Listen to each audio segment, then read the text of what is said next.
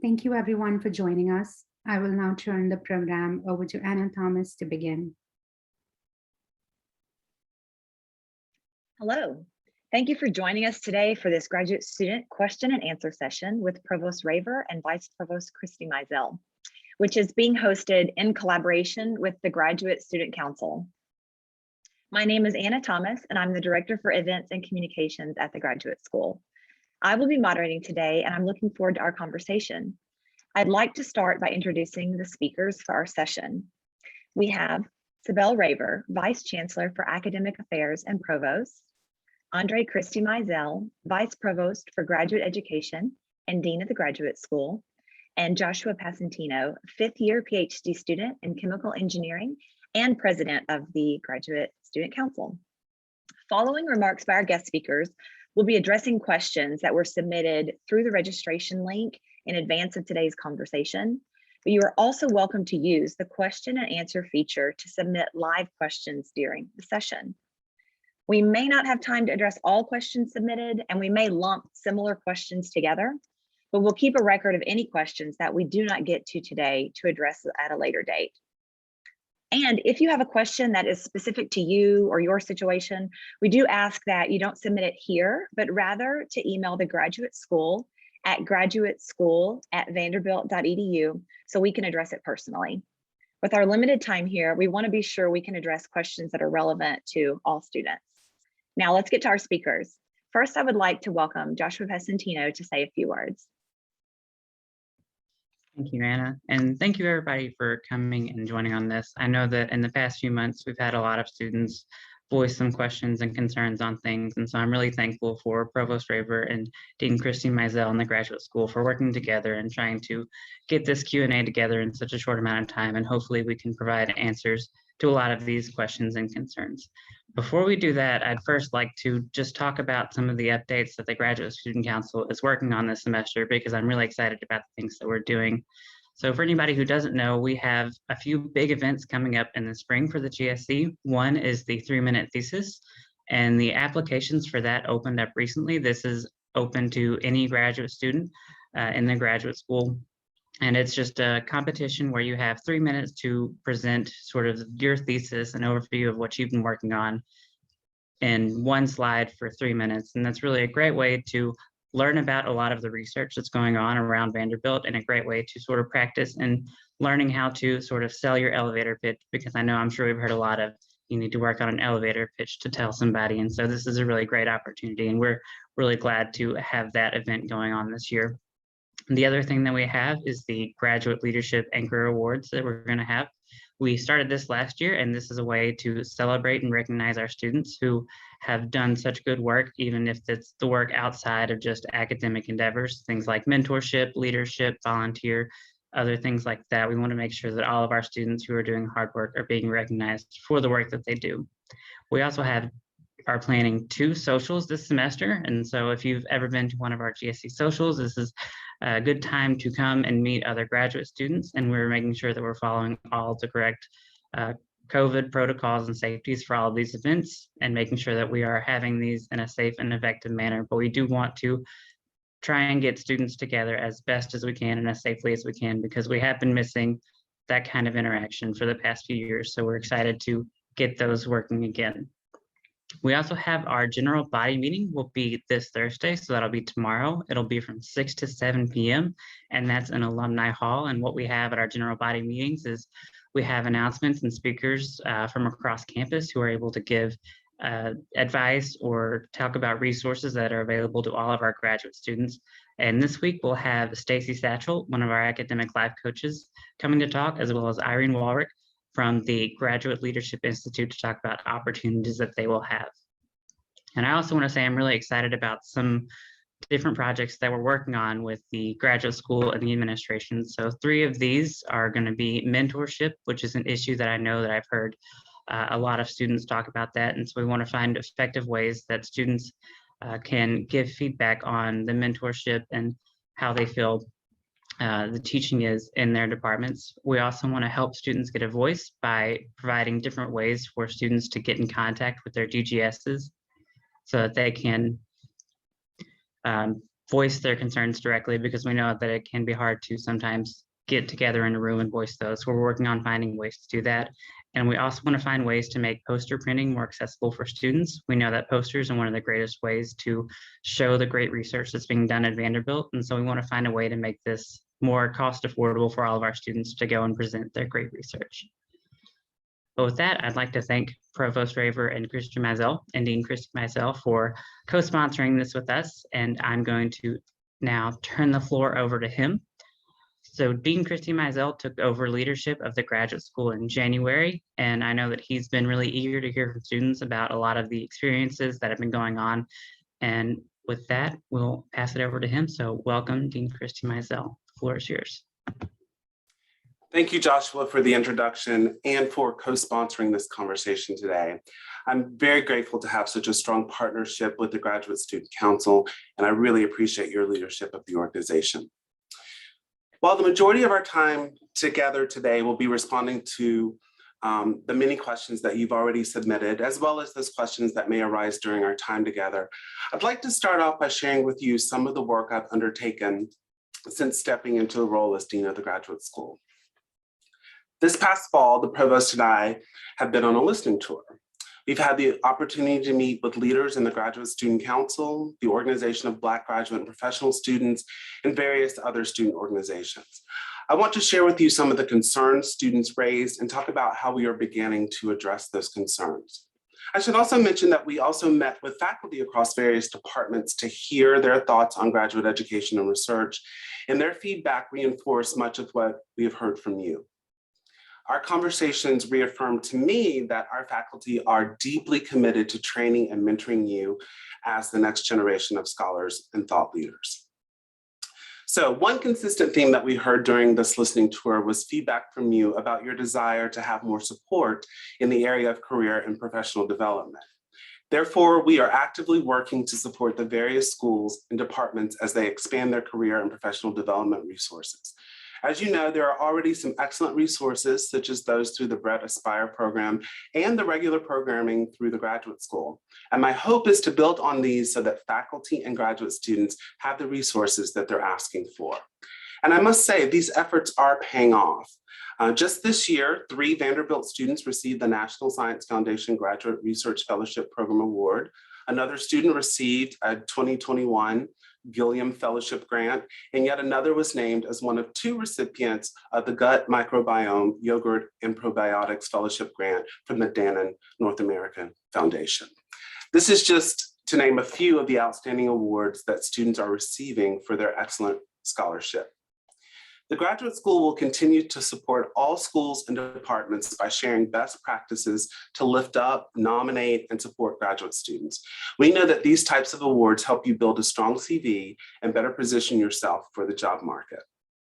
To that end, we are expanding our partnership with the Career Center, who, for the first time, will be dedicating 3 staff members to support your career planning, in addition to the support you receive in your own academic departments. These efforts have already started. In partnership with the Career Center, the Graduate School hosted our first career colloquium this fall, and we'll be hosting another career event this spring at the end of March. In early November, we launched a website that serves as a central repository for all events for graduate students. These range from career and professional development to well-being and personal development events. We want to ensure that you have a central access point to all the resources available.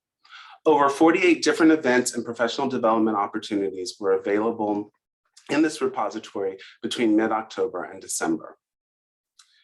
I would be remiss if I did not note that we have all been challenged over the past 2 years by COVID, and it has deeply impacted our opportunities for in-person gatherings. We know that many of you have been working in classrooms and research labs and making in-person instruction the highest priority for your academic experiences and training, and for those of our undergraduate population. And we have heard from you the importance of community within the graduate school and the importance of creating spaces for interdisciplinary connections.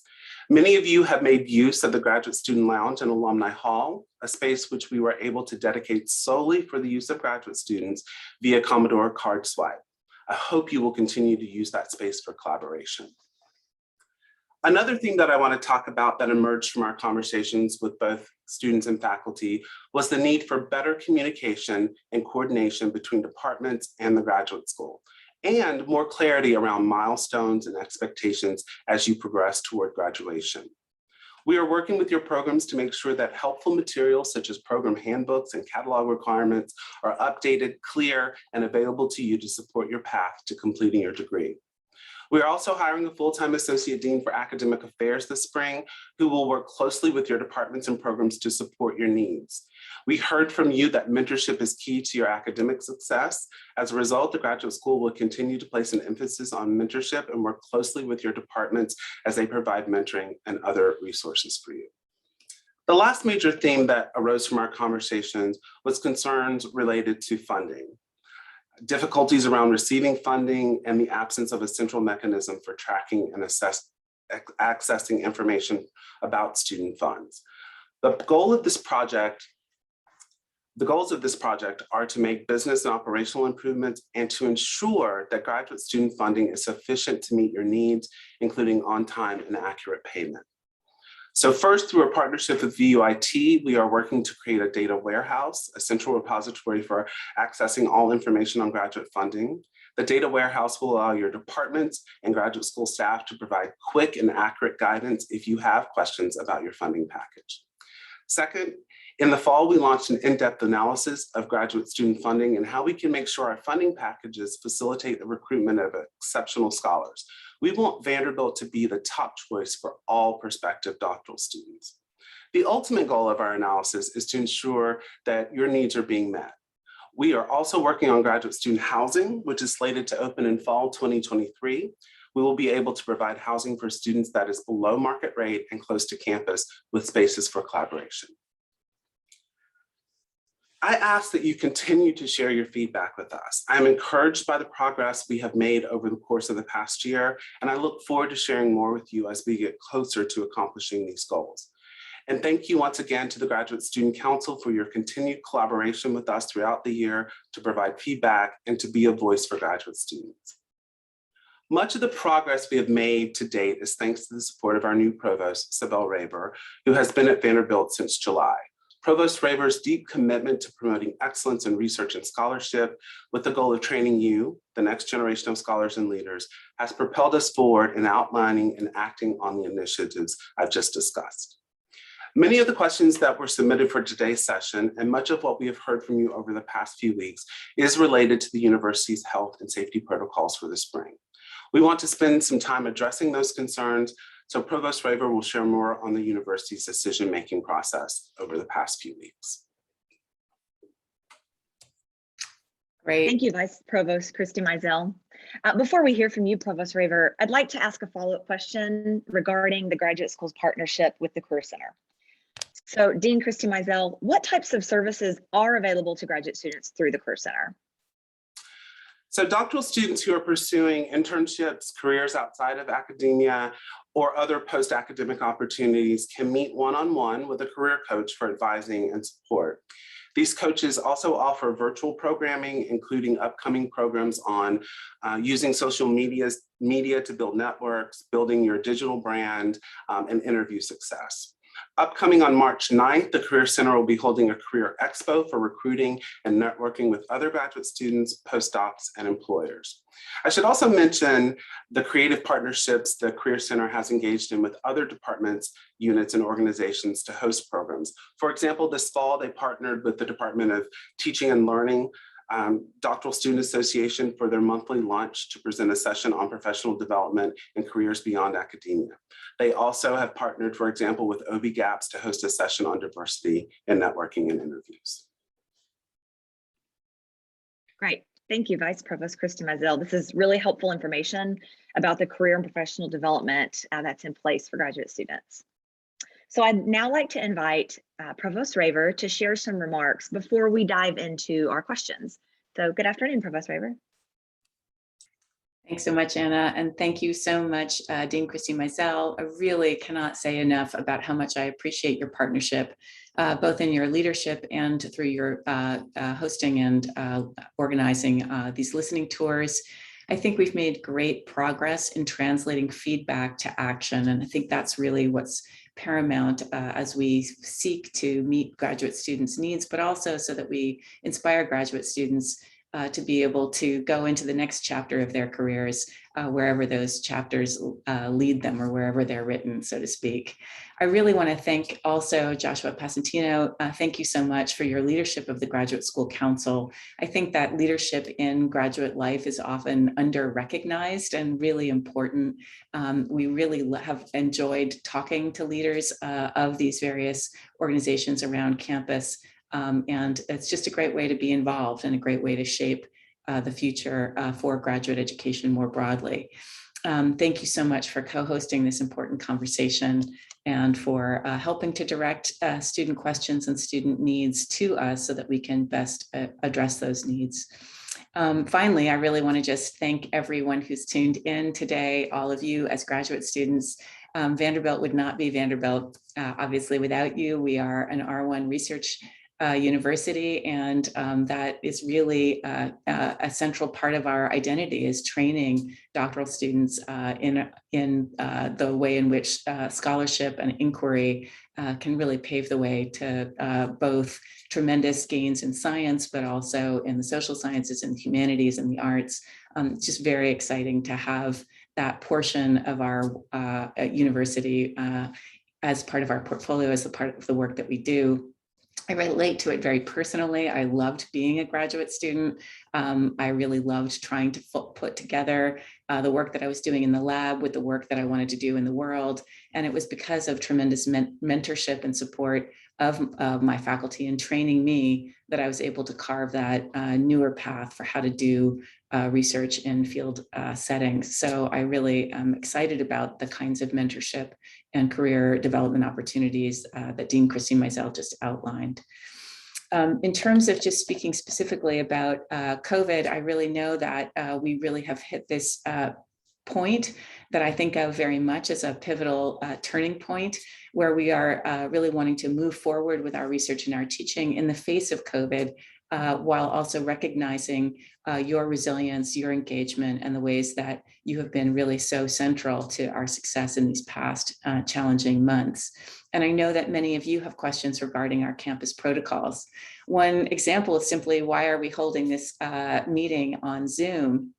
And it's a really great opportunity for me to explain or to be able to share that in my view as the Chief Academic Officer, our highest priority is to be able to make sure that students can engage in in-person experiences on campus that involve instruction, involve research, involve performing creative arts, involve athletics in terms of being able to everyone's health and wellness, being able to go to the rec center.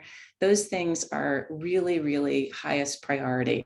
And in order to protect those things, in order to make those things possible, we're willing to engage in meetings like these in Zoom as a fallback option for maintaining lower density in ways that essentially save being in person for the things that matter most.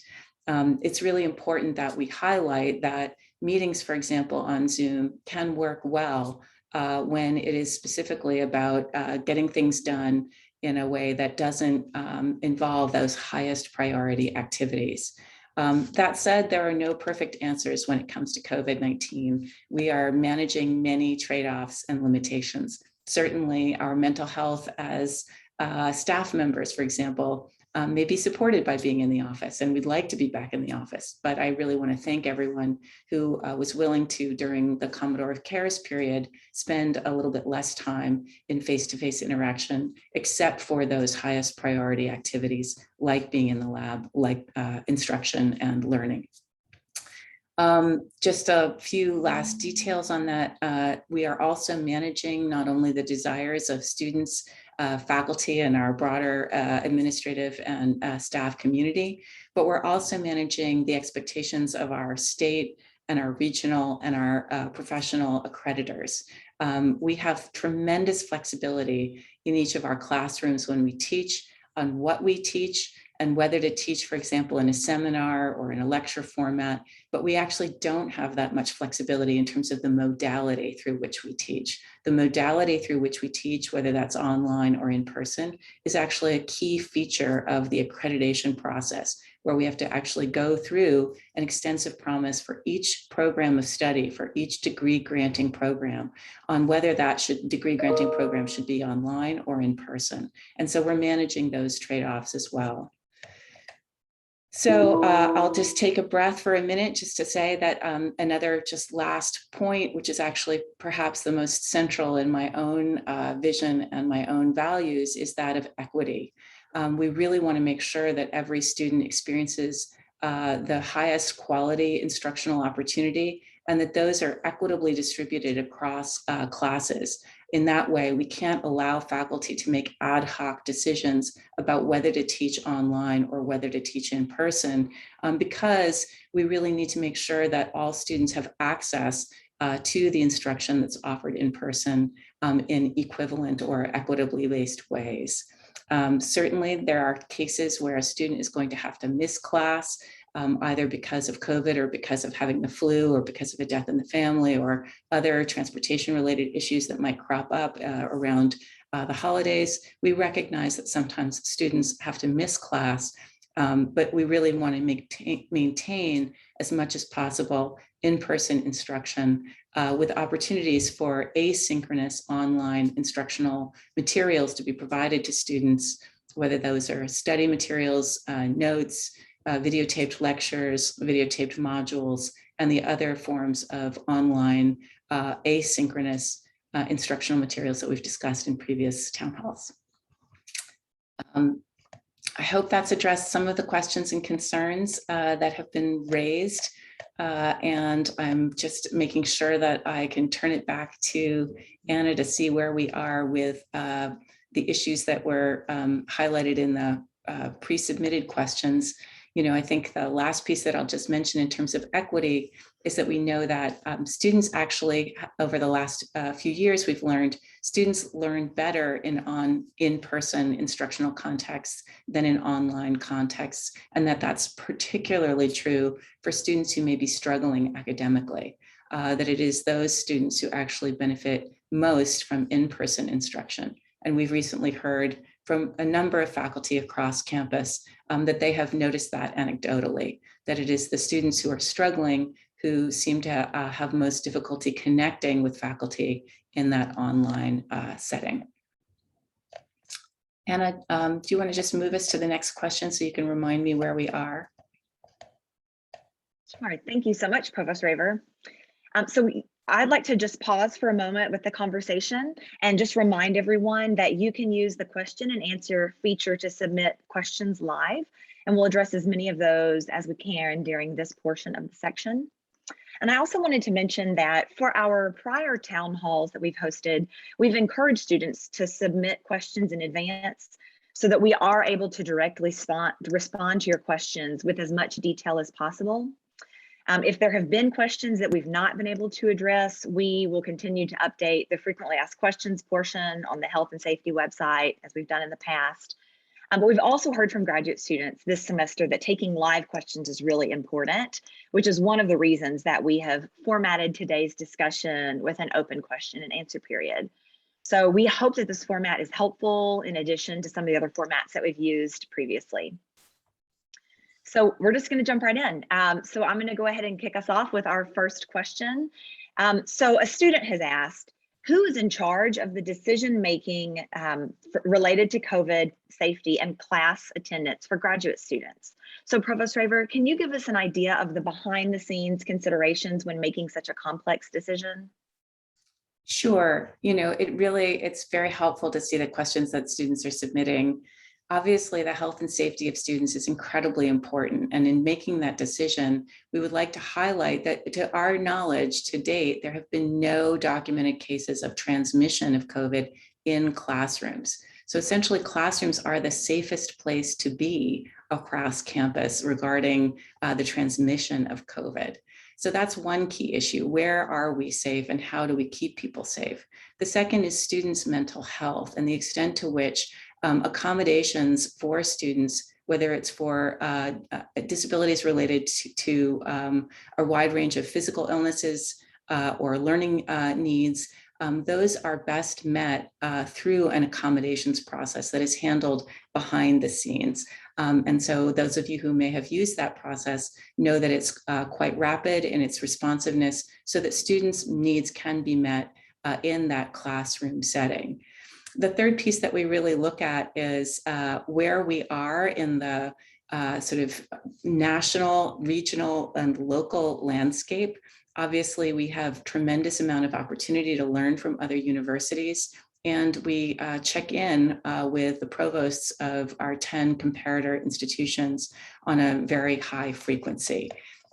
We make really careful decisions about ways to support faculty and students in those learning and teaching instructional frameworks.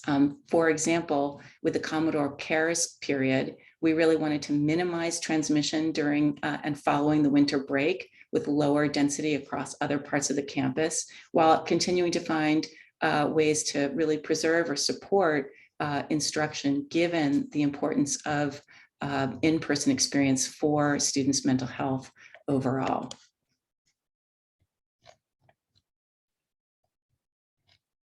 Great, thank you so much, Provost Raver. So we have also received a question earlier inquiring as to why students were only given a few KN95 masks to last the semester. So can you address that question about the mask supply as well? Sure. KN95 masks are provided to students in the way that we would really like to make sure that everybody has what they need to get started at the beginning of the semester. They're designed to last for 40 hours, is my understanding, which means that it's approximately a 3 weeks worth of mask support or protection. The main goal is to provide students so that they provide students with those masks to get through the surge, but we will continue to reevaluate the need for additional masks going forward. As you can imagine, we also face tremendous supply chain challenge where we are, per the point that was raised earlier on what are the behind the scenes solutions, we are working around the clock to try to manage all the operational components of providing equipment and supplies to keep classrooms safe. If you're not receiving your mask, just reach out to your dean and your department. Those individuals have a quick communication line to our Vice Chancellor, Eric Kopstein, who manages so many of these key operational details. Or alternately, you can feel free to come by our graduate school office as they have extras. That's right. We definitely have a supply, and so we are happy to provide those to students if they want to swing by Alumni Hall. Okay, so we've received a couple of questions pertaining to graduate student funding and the increasing cost of living in Nashville. So Vice Provost Christy Mizell, could you please talk more about the goals of the graduate student funding project that you mentioned earlier? Sure, happy to. So as I did mention earlier, we are actively analyzing stipends right now to ensure that they are competitive and that they help us recruit the best scholars and support the needs of our graduate students across the academic life cycle, across your academic journey.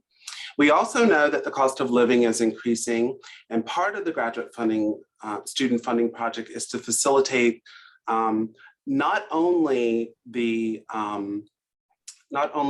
life cycle and the needs, but of your academic journey, but also considering you as a whole person. So a major goal is to make sure that those stipends are competitive to help with housing, for example, which was mentioned in the question. So a major goal of the university in that vein has been to provide access to below market value housing in close proximity to campus for graduate students to help offset this increasing cost of living. So in last summer, we broke ground and we expect to open graduate student housing in fall of 2023.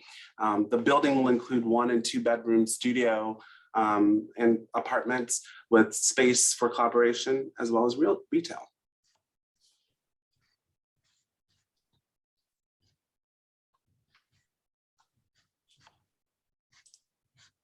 Great, thank you. I'm having some internet connection issues, so I hope that I'm coming through. But as a follow-up question, Provost Raver, in addition to the KN95 masks that we discussed, what are other ways that the university is prioritizing safety and well-being of graduate students at this time? Sure. So in terms of thinking about safety and well-being, we think about many layers of protection, right? So obviously, you will see that we're continuing to do everything we can in terms of reminding people about best practices, about regular testing. We have an extensive testing protocol in place that we have been using that helps us to estimate the prevalence of case counts across campus, including among graduate students. And the question in terms that students have asked about classroom transmission, the reason that we have confidence in my claim earlier that we have no documented cases of classroom transmission is because we do such an excellent job of actually tracing and tracking of all positive cases. So behind the scenes conversations include very frequent conversations once every day or once every 2 or 3 days, depending on the week, where we actually convene our university health experts from VU and VUMC, our operational experts, our dorm and residential life experts, the people from the Office of General Counsel to make sure that we're staying absolutely up to our standards in terms of meeting students' accommodations and needs. And we all get together to figure out what policies and processes we need to follow in order to keep everybody healthy and safe. And I will say that along those lines, one of the key issues is student mental health. And being able to make sure that the services and supports that are offered through Vice Provost GL Black's team for student life are also in place. Because those abilities to gather in person for those groups are equally contributive of support for students' mental health. There's also a lot of support through the one-stop shop student wellness portal that helps students to get to the right type of support at the right time for each student's needs. Great, thank you for providing that additional information. That's very useful. I'm going to ask you another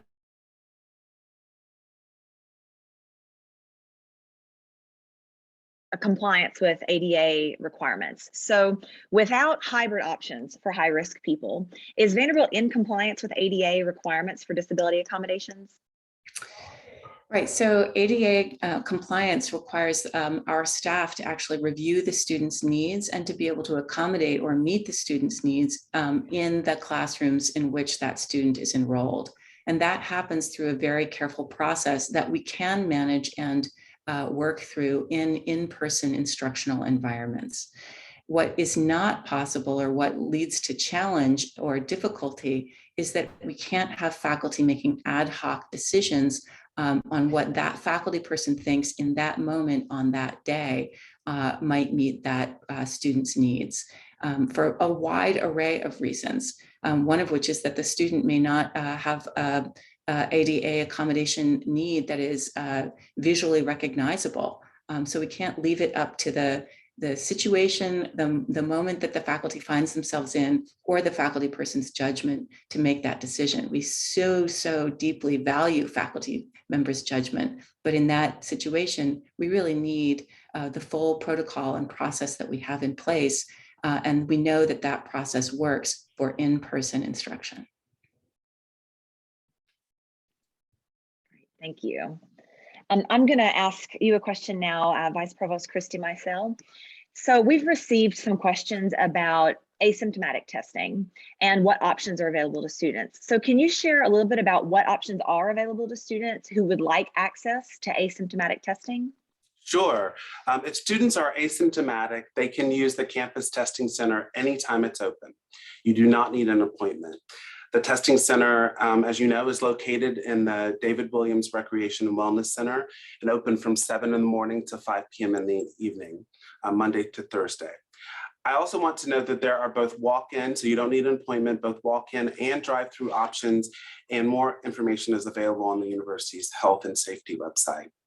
Alternatively, if you are symptomatic, you should not go to the testing center. In that situation, you should go to student health, your primary care doctor, or a walk-in or another walk-in clinic. Symptomatic testing is also available 7 days a week at the 100 Oaks Medical Clinic. Great, thank you. I personally did not know about the drive-through option available at the rec center, so I was very glad to learn about that. So this is on a different topic, but Provost Raver, a question was submitted about faculty hiring practices. And the question is Vanderbilt encouraging departments to do cluster hiring? So cluster hiring has many different meanings. People use it differently in different ways. If it is to hire multiple faculty to meet either disciplinary or interdisciplinary needs across multiple departments, or to meet the goals of equity, diversity, inclusion, and belonging, certainly there are times where a group of faculty would be hired rather than faculty being hired individually to meet that wide range of needs. What's really important here is that it's critical that everyone understands that those faculty hiring plans are faculty driven. In other words, it is the department in consultation with the chair, with the dean, and with my office that make really key decisions about areas of priority and strategies that are pursued to make those quote unquote cluster hires.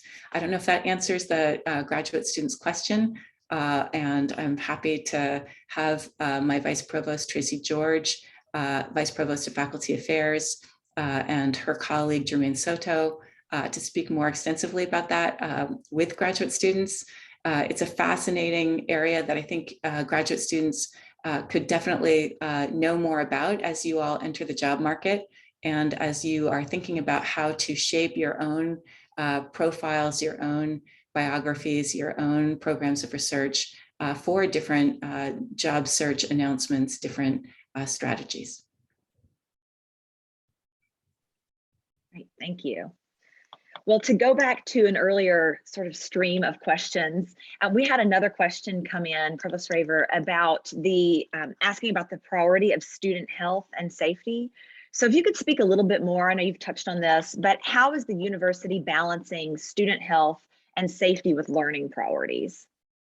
Sure. So obviously student health and safety is the top priority. No other feature of our university can function without looking after and making sure that we place that as our top priority.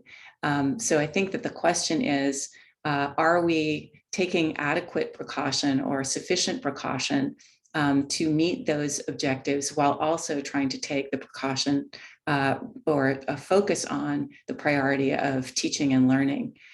In my view, and I think in the view of provosts across the country, we really are in a place where we are managing a long-term health challenge where we now know so much more than we did when we first began this journey regarding COVID.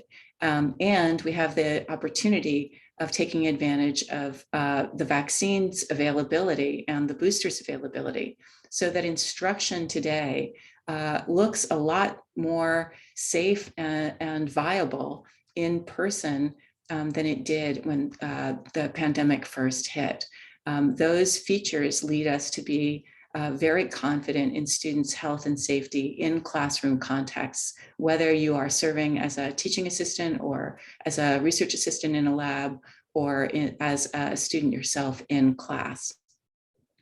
I think what we really want to do is now balance the short-term efforts that we have to take careful attention to, for example, dealing with the surge, where we might have to pivot in a short-term way to address that increased health challenge while still maintaining the broader principles that I just mentioned. Great, thank you so much. So I'm going to keep you on the spot for another moment, if you don't mind. So we've actually received a question noting that the infrastructure for online courses was established in the academic year from 2020 to 2021. So if that infrastructure does exist, then why is it not possible this year? And as another follow-up, how are other institutions able to offer hybrid and remote instruction without accreditation issues? Sure. So I think there might be a little bit of slippage or mixing of different ideas of the words online and hybrid. What we did during COVID, at least in my experience at a previous institution, was that we moved swiftly to Zoom as a stopgap emergency measure, that we actually were given a huge amount of grace or leeway from our accreditors to do.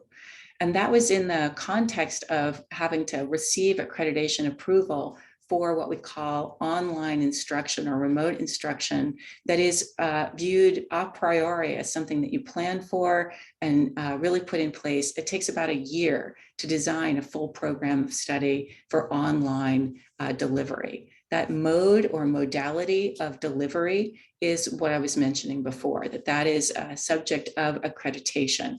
And we were allowed to be more flexible during the pandemic in providing Zoom instruction or instruction on Zoom as remote instruction. But I think we would all agree that that was not really a best practice for students' experience, nor for many of us who taught. I taught both online through Zoom in an emergency manner during COVID, and I taught in person. And the instructional opportunities that are availed to us do not meet, I think, in a tactical way, many of our pedagogical goals, unless we spend that year planning for what a full program of study, a full degree granting program online looks like. I know in nursing, for example, here at Vanderbilt, we offer a low residency hybrid instruction that really has planfully thought through what forms of instruction happen online and what forms of instruction happen in person. And that process of actually planning that and then getting it accredited and approved by the professional association that oversees nursing is a long and really valuable process. That's not to be confused with moving onto Zoom in a stopgap way. Great, thank you. That's nice to sort of see a peek behind the curtain for how some of those decisions were being made. So I'm going to pivot for a minute, and Vice Provost Christy Mizell, we have a question about funding. So have there been any conversations about providing additional funding for students whose data collection was interrupted by COVID? Yes, there has been, and our individual schools and colleges have really stepped up to make sure that students are able to complete their programs and their data collection. And so there are ongoing conversations as well, knowing that it's not just one point in time where that an interruption to data collection can have ripple effects for more than just a semester. So there are ongoing discussions about how to do that and how to have a safety net for students who run into that situation. But I would encourage the students who have this concern to make sure that they are in touch with the Associate Dean for Graduate Education in their particular school or college. Great, thank you so much. That's great information. I have another question I'm just going to kind of pose to both of you. And so if either of you want to take this one, but we've received questions about the increasing number of cases that we are seeing this semester of COVID cases. So how do you evaluate and respond to the increases in cases in order to keep students who may be immunocompromised safe? So fortunately, I think we are actually on the downward slope where the surge that we have been experiencing looks like we are starting to see a decrease in that number of cases. In terms of students who are immunocompromised, it is exactly that accommodations framework that I mentioned earlier that we not only recommend, but really strongly advise students to use so that their health can be protected. In terms of the idea that hybrid is a solution, we've learned from the last 2 years across a wide range of universities, students, faculty, that hybrid simply isn't workable in terms of delivering the highest quality instruction that we know students need. It really doesn't work for students, for example, who might be having difficulty hearing. It doesn't work for students where the faculty members' technology isn't working. It doesn't work in terms of students who are online not being seen or included in classroom conversation. So while it may seem like a short-term good solution today, we've learned over the past 2 years from a wealth of our own experience as well as educational data that it really does not yield the solutions that we're looking for. And just to round that out, one of the people asking a question asked for the citation for the data that I was providing, and they can find it both as a July 2021 working paper from the National Bureau of Economic Research, NBER. It's entitled, "Is Online Education Working?" And there's also a version of it, a synopsis of it in Inside Higher Ed. And what it did was compare the students' experience and in-person versus online course completion rates and grades before and after the pandemic, using a large-scale data set from a public research university that included about 18,000 students who were studying fully in person versus fully online. And what it found was substantial evidence of inequity when it came to online learning that really reinforce our previous findings as well as previous experience that more academically qualified students may be able to manage the challenges and the difficulties of online instruction more effectively or more easily than their less well-prepared or less highly performing peers. In other words, students who are doing well in class continue to do well in online settings on average, but students who are struggling tend to actually fare worse. That level of inequality or inequity in academic performance runs exactly counter to our objectives, our goals, and our aims at universities, which is to support students' performance, particularly for those students who are new or novice in an area and who deserve to have as much instructional support as possible to meet their best possible, highest potential.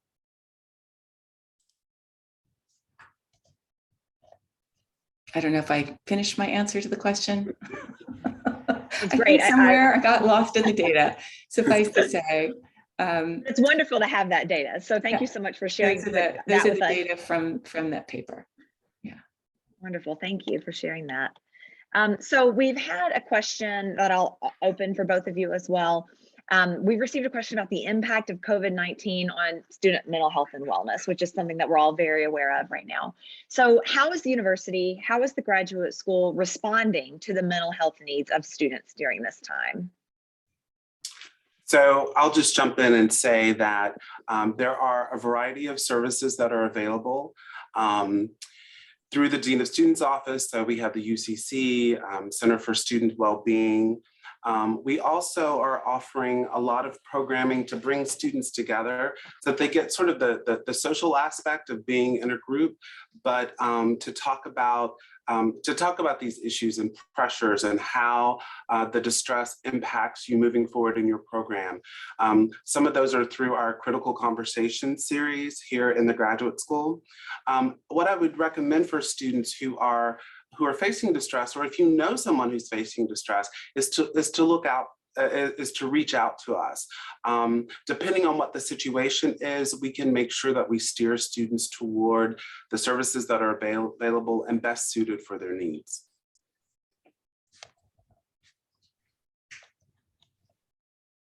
Great, thank you so much. So this is a question for Provost Raver, but Vice Provost Christy Maisel, you can feel free to chime in as well. So what options does a student who currently has COVID have instead of missing class? So we specifically had someone who noted that they don't understand why classroom recording isn't a possibility.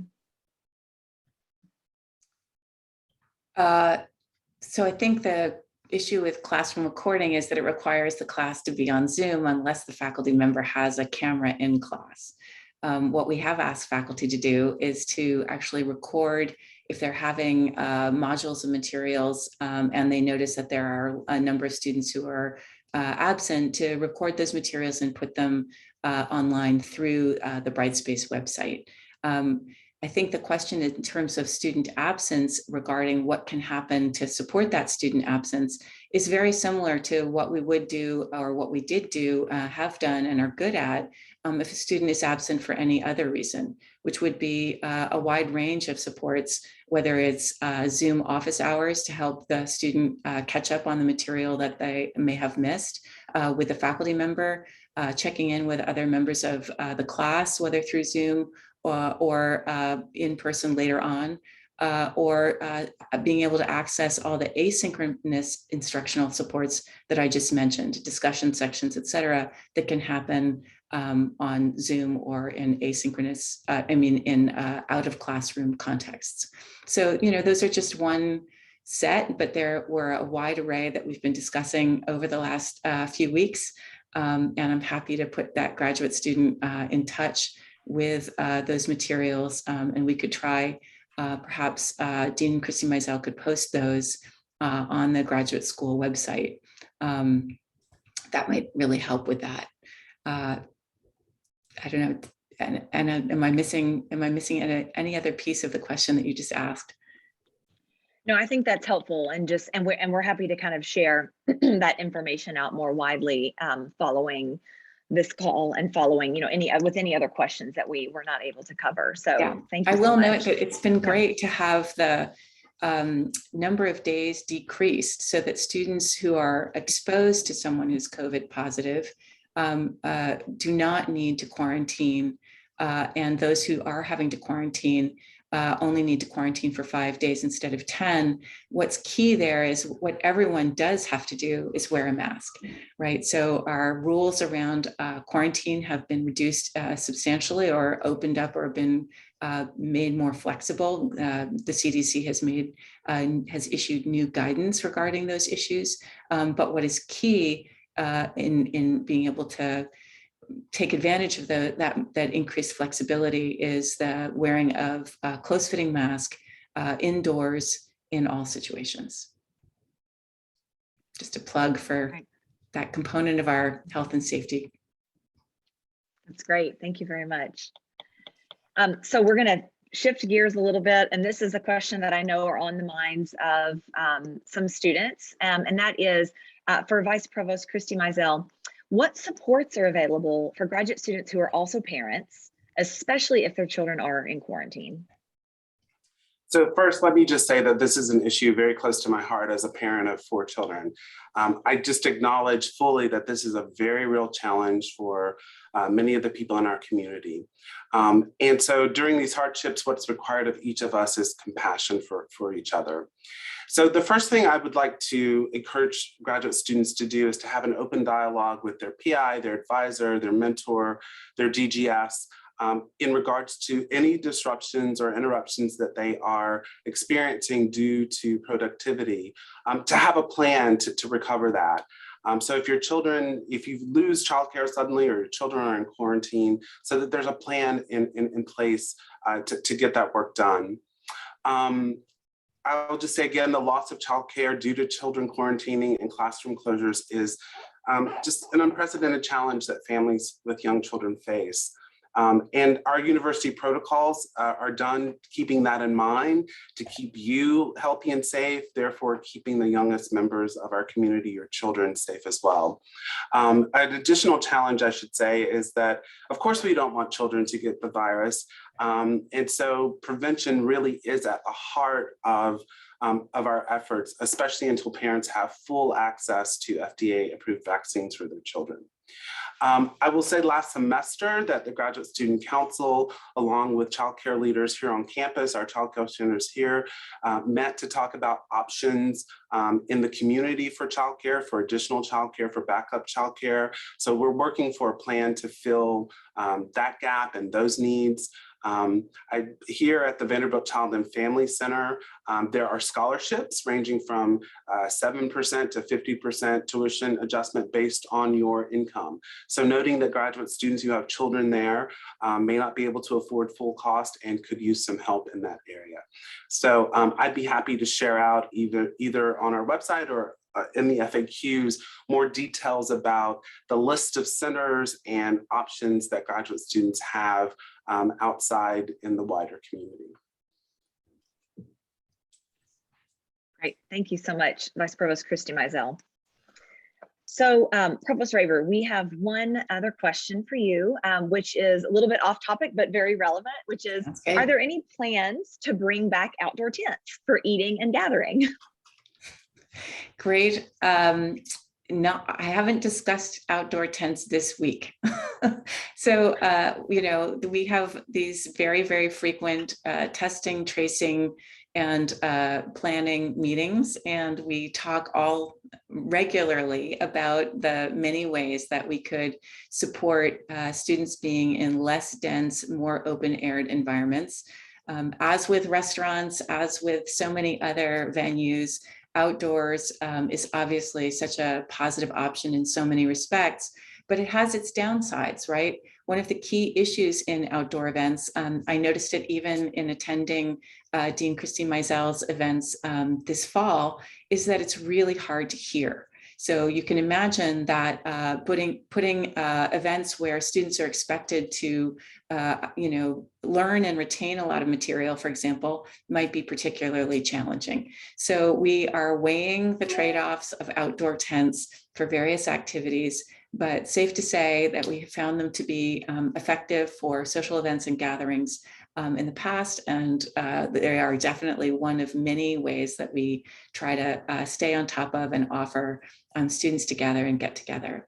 I did notice, just on a completely different note, that a couple of grad students have asked really great questions about testing, and I love that our empirically minded community that's on is asking about weekly testing. We actually have a really innovative testing protocol that it works, I think, exceptionally well, which is the idea of sentinel testing, which is that we're not expecting everyone or demanding that everyone be tested all the time.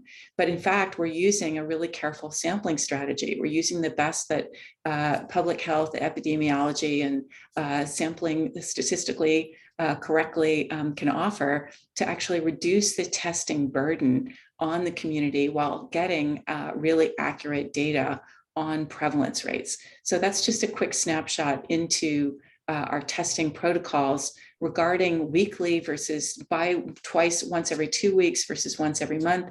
That actually changes with what we see in terms of rising or falling case rates. So we recognize that this is not over, that in fact we are learning how to manage rising and falling case rates and rising and falling prevalence with regularly shifting and changing policies and protocols for establishing where we are regarding levels of positivity for our campus. I hope that's helpful and answers some of the questions that came up in the Q&A. And I'd like to mention one thing as well. Someone also mentioned in the question answer, they mentioned the open office hours that I held in the spring, and if I would be doing that again. So currently I'm not holding those weekly office hours, but I do have time set aside for you to make appointments. So please contact me or email that graduate school at vanderbilt.edu and we will get something set up. I'm happy to meet with individual students to address concerns. Great, thank you so much. And I was going to ask you that question, so okay. You beat me to it. But we're running low on time, so I do want to ask one last question for Provost Raver. And so we've received a few questions specifically about how who students should reach out for accommodations, to request accommodations, and what is the process that they should follow to initiate those requests. Great question. What I'd rather do, rather than saying it, I'd rather just make sure that we post it in multiple places. So we'll make sure to post it on the graduate school website, and we'll make sure to put it on the COVID response website in the Q&A section, so that everyone has it, and so that you don't feel that you're trying to look back over notes from today's call, and so that I don't give the email address incorrectly. Great. Thank you so much. And we'll definitely do that and post some information to our website following this conversation. So unfortunately, we're at the end of our time together today. So my special thanks to everyone who submitted questions. We received a large number of questions today. So thank you so much for your engagement. As a reminder, we have kept a record of the questions that we did not get to so that we can address those on the graduate school website. And a recording of this Q&A will be available for viewing later as well. So thank you again to our speakers for being here, and thank you all for attending. This concludes our time together, and I hope you have a great rest of your afternoon.